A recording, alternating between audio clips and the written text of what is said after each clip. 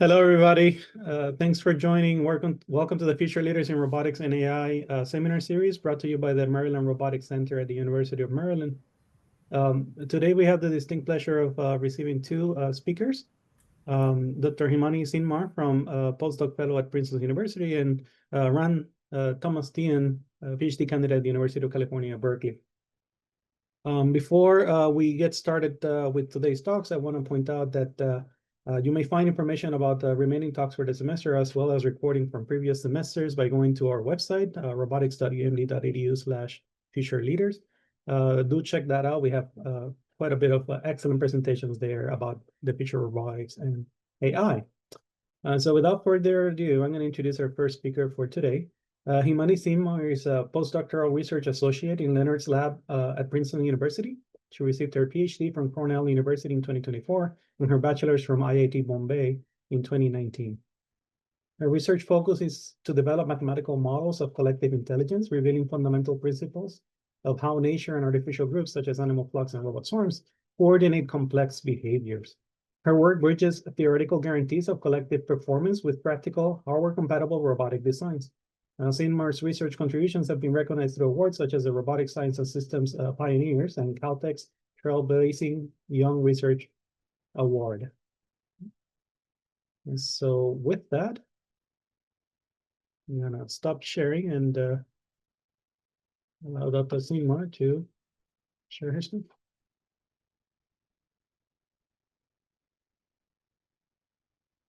Thank you for the kind introduction, Professor Diaz. So in today's talk, I'll be talking about developing control strategies for resource-constrained robots.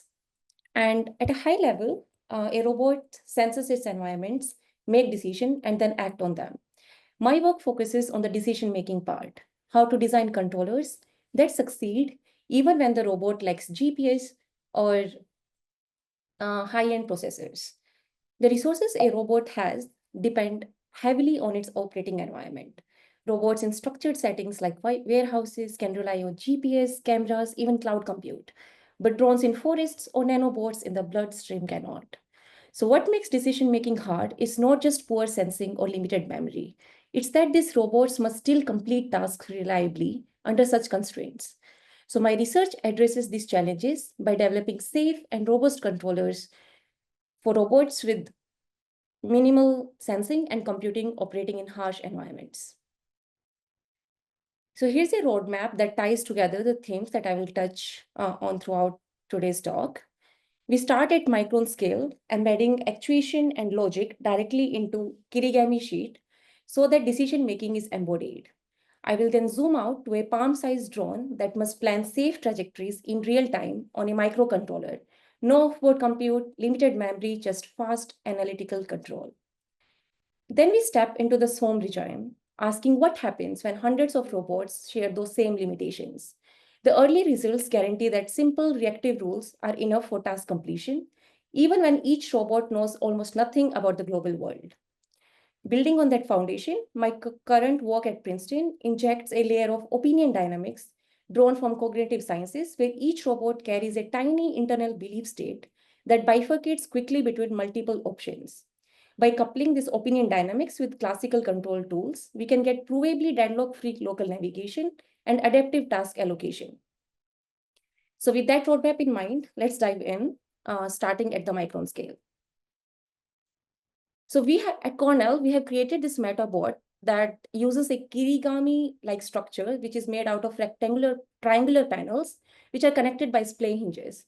And each hinge here is controlled by actuators, which expand and contract through electrochemical reactions, reversibly bending and flattening the hinges into mountain and valley fold.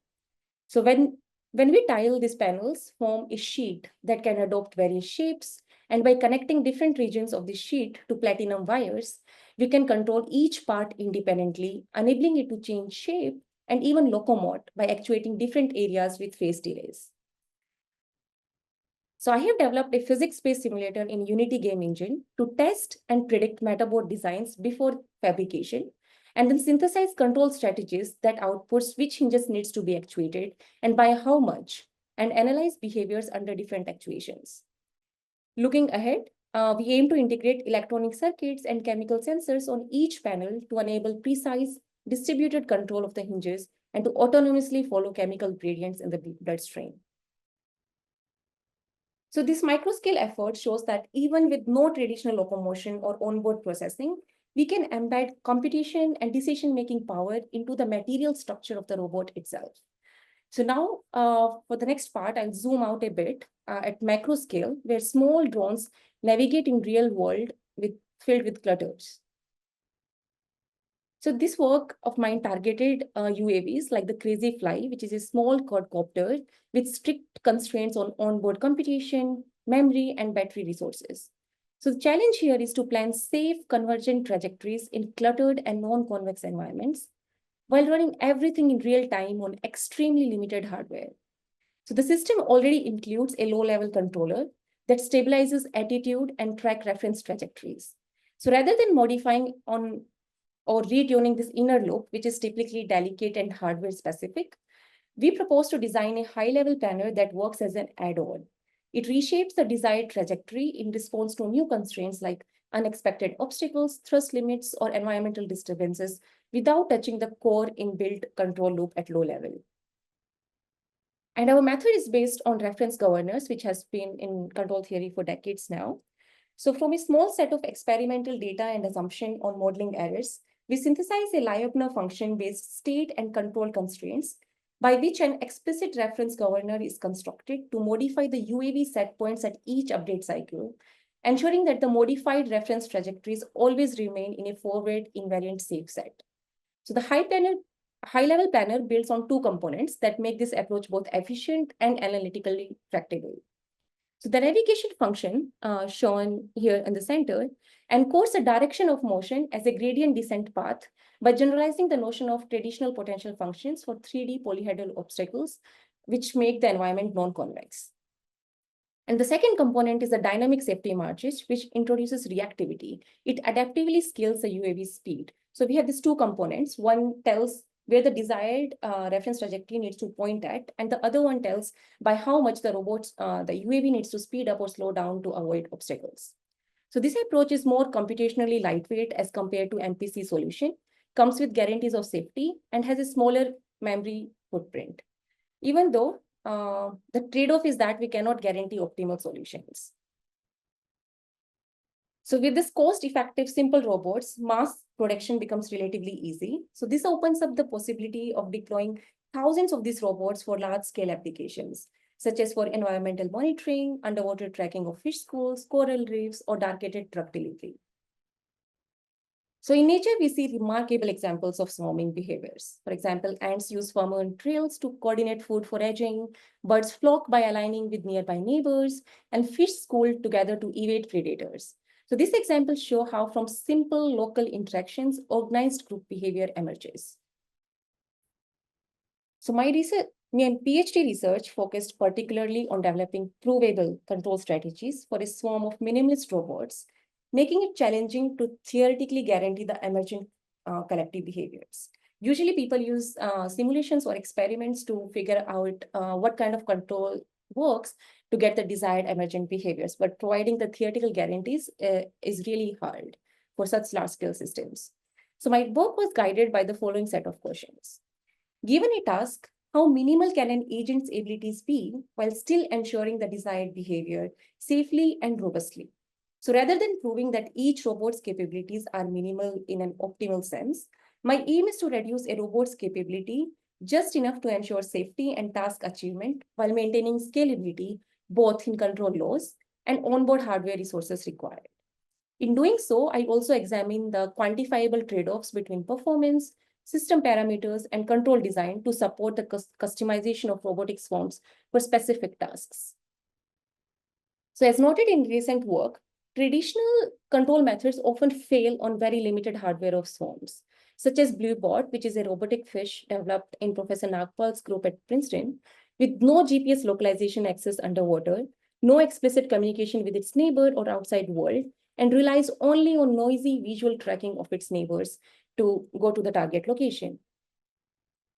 So motivated by a diverse range of practical applications, the task abstraction that I focus is for the swarm to encapsulate multiple target sources that can be static or dynamic.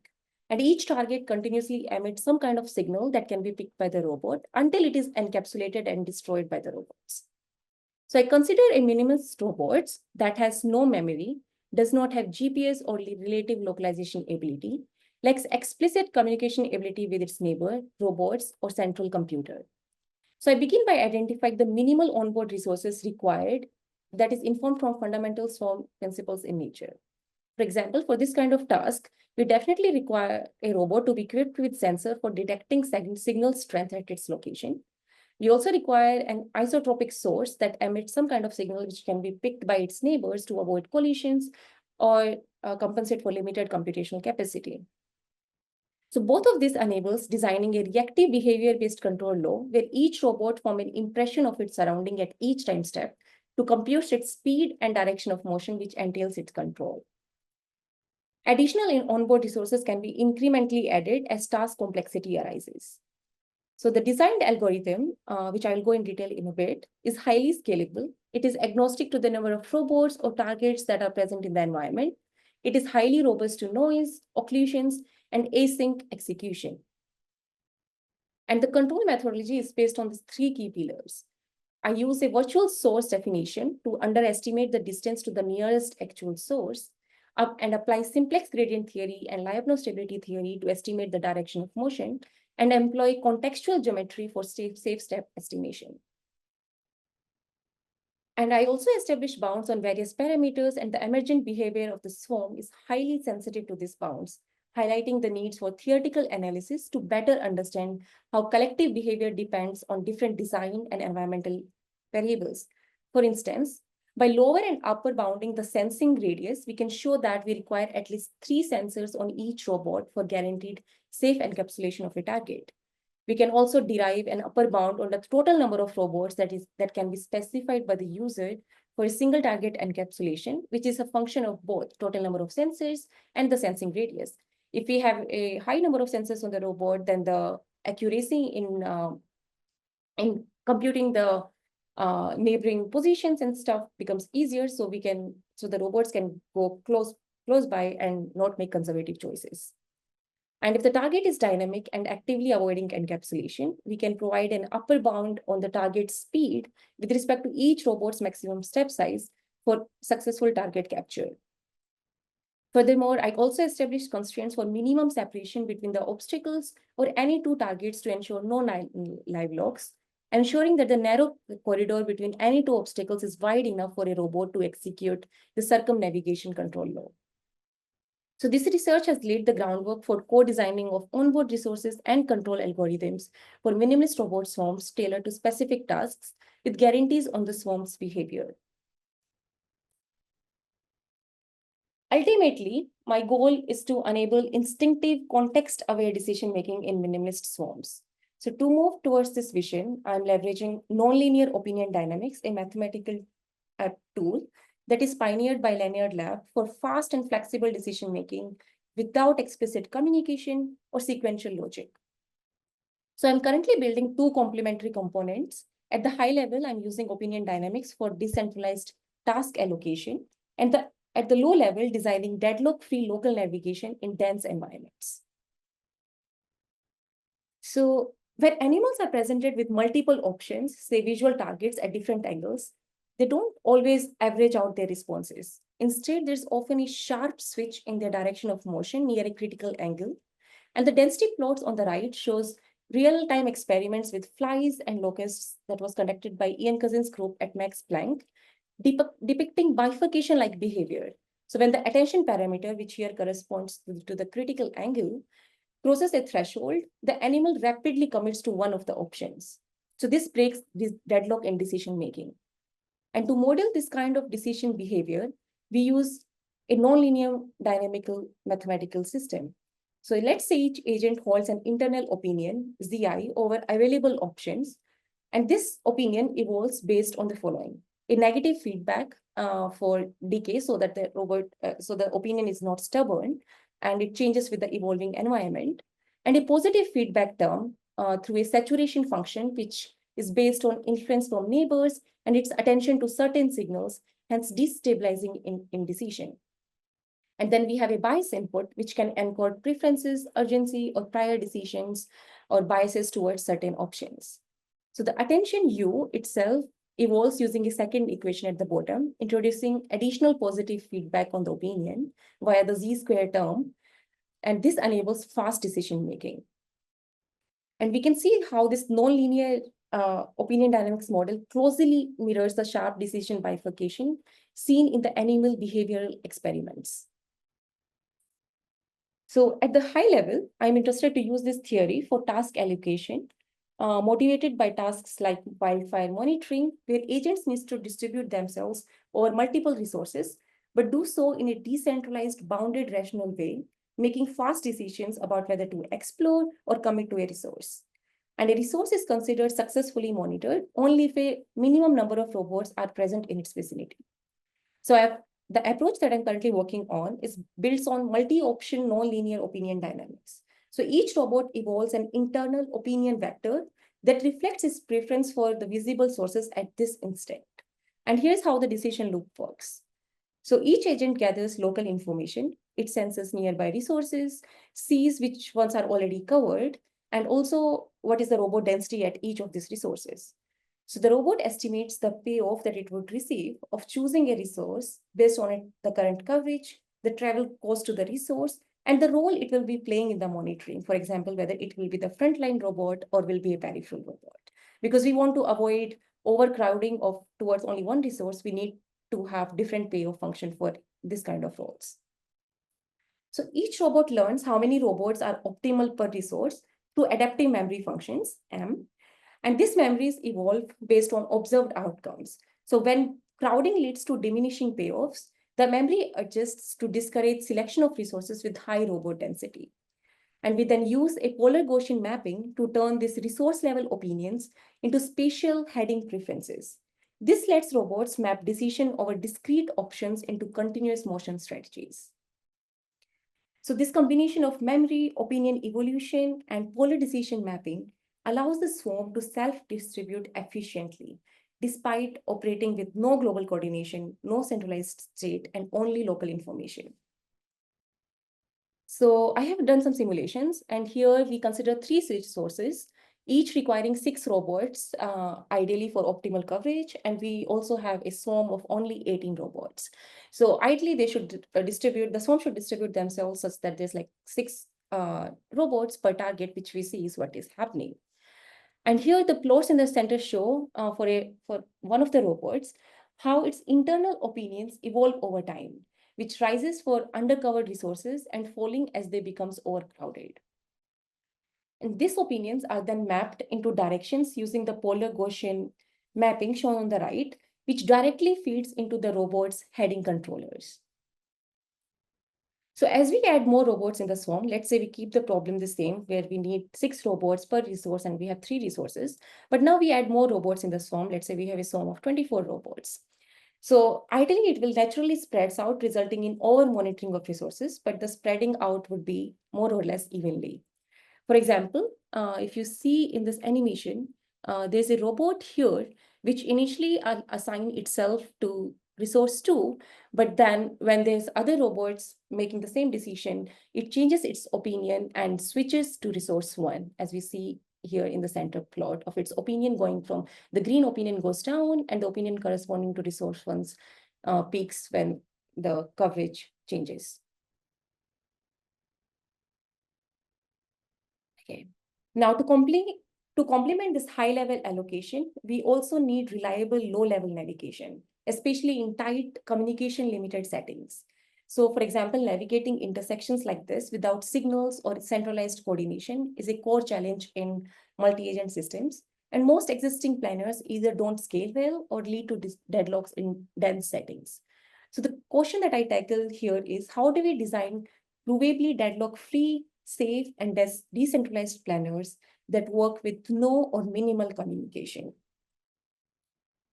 So I start with a simple 1D kinematic agents, and unsignalized intersection provide an ideal setting to test out our planning framework. So the core idea here is deadlocks can be avoided if agents modulate their speed, speeding up or slowing down based on local context.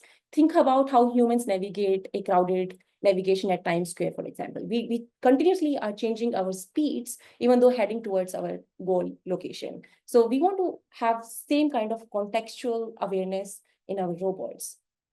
So each agent here maintains an internal opinion state, which evolves both based on the geometry of the nearby agents, specifically how close or how aligned the neighbors are along potential collision paths.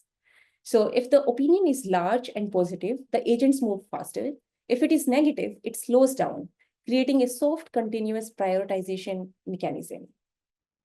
And the influence from neighbors is encoded through this adjacency matrix, AIJ terms here, which determines how sensitive an agent I is to agent J.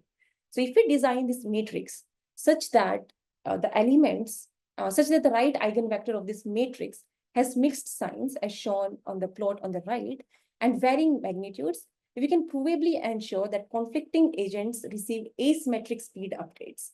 One speeds up, then the other will slow down, resolving the deadlock. So crucially, these weights, these AIJs, are not arbitrary. They are derived from local geometry and not from communication. So for example, here is a simple simulation with 3 agents, which are each shown by their sensing region, the dotted circles. So they have very myopic field of view. And on the right, I'm plotting how the opinion of each agent evolves as the context changes as they move during the runtime. So here we can see at the initial time step, none of them can see each other. Now, as we move, at this instant, the green and blue robots can see each other. And so their opinion will start building up. They need to take some action so that they do not collide in the intersection. So here, as we saw, the green robot decided to yield to the blue robot, and in response to that green yielding, orange yielded to the green one, and after that they break the deadlocks and kept on moving. And this is fully decentralized. There's no communication involved, and there's no prioritization, that is there's no priority ordering happening also. This is fully opinion driven. And we tested the system across various intersection configurations, with the plots below showing how agents' opinion evolve over time. And because the dynamic responds to relative geometry and urgency, opinions and the speed modulation remain neutral unless the collision is imminent.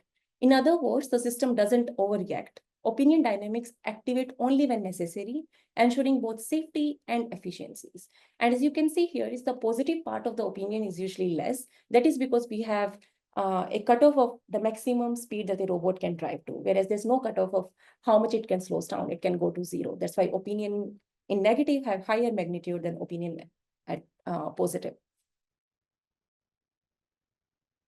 So to wrap up, my work shows how we can achieve scalable and reliable decision-making for minimalist systems. We saw how mathematical tools like nonlinear opinion dynamics from cognitive sciences and control theory can enable both high-level decision-making, like resource task allocation, and low-level motion control, like deadlock-free navigation, using minimal sensing, no communication, and lightweight computation. The broader takeaway is that we can embed adaptability and context awareness directly into local controllers, allowing simple robots to behave intelligently in complex and dynamic settings. Looking ahead, I'm excited to keep bridging this theory and deployment gap by combining tools from control, collective intelligence, and formal methods to push the boundaries of what minimalist systems can achieve. I'm really grateful to have collaborated with awesome, talented people all over my research careers. And I'm happy to take any questions at this point. Thank you.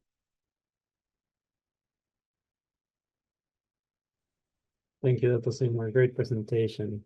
Do we have any questions from the audience? I'll ask if you have any questions, you can use the Q&A feature at the bottom of the screen to post your questions.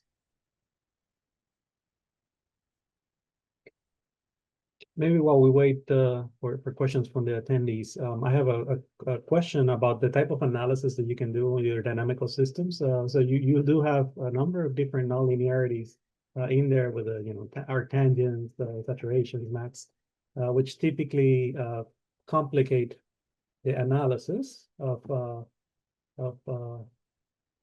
Yeah. Can you comment on that?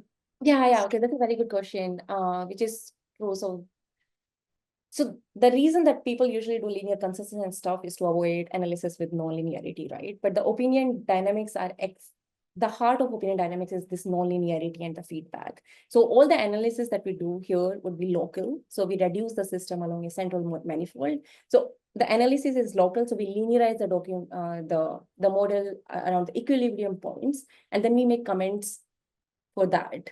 But the nonlinearity does exist in the model as a whole. But as long as we can ensure that the phase plots are such that we are moving towards stable equilibriums and moving away from unstable equilibrium, will be good.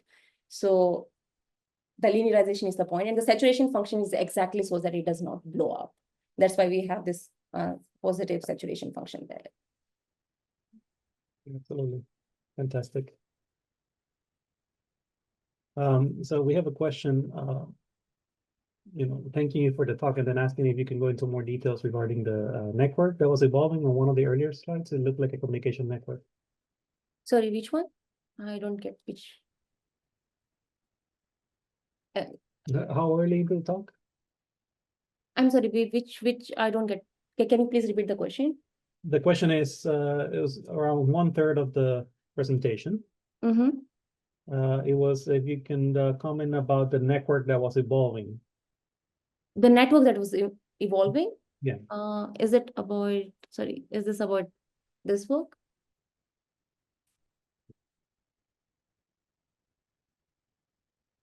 Even earlier. Oh, earlier than this? Mm-hmm. About the green graph. Is this it?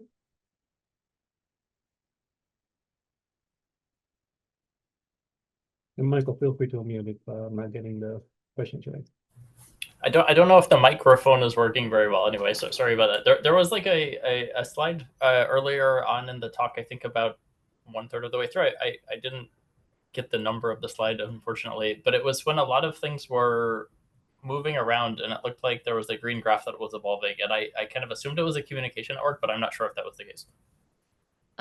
Is it for the resource allocation, or is it for is it for this one, the resource allocation?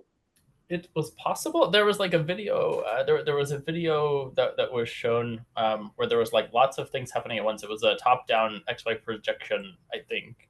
But that's okay. Sorry to hijack the conversation with not a very good question. Oh, I see this one. Yes, yeah. What's going on there with the green network?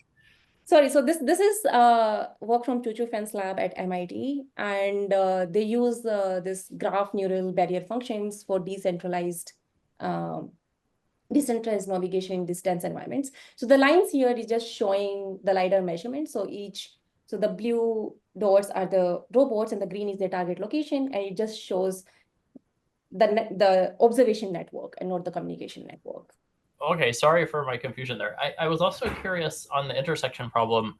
Are all of the agents assuming the other agents are going to be heading through the intersection at roughly like vertical or horizontal trajectories? So currently, because they are one-dimensional agents, so yeah, that assumption is kind of embedded into the framework, because they can only move in one direction. Currently, I'm not doing the turns at the signals. So yeah. Okay, how easy do you think it is to extend to kind of more arbitrary headings? So it is. So I'm currently working. It's not that hard because we would have a rotation component, which we can use another opinion dynamics model for that. And I actually have some simulations that didn't show here, but I can show you later, where we use it for differential drive robots, and they the speed control is only triggered when there's a dense environment. So that we quantify what dense is. So it triggers the speed control only then. Otherwise, it just goes with the normal CBF control. So we will embed the opinion dynamics for speed control in our CBF framework for generalized motion and generalized obstacles. Okay, wonderful. Thank you very much. Thanks for the talk. Thank you. Thank you.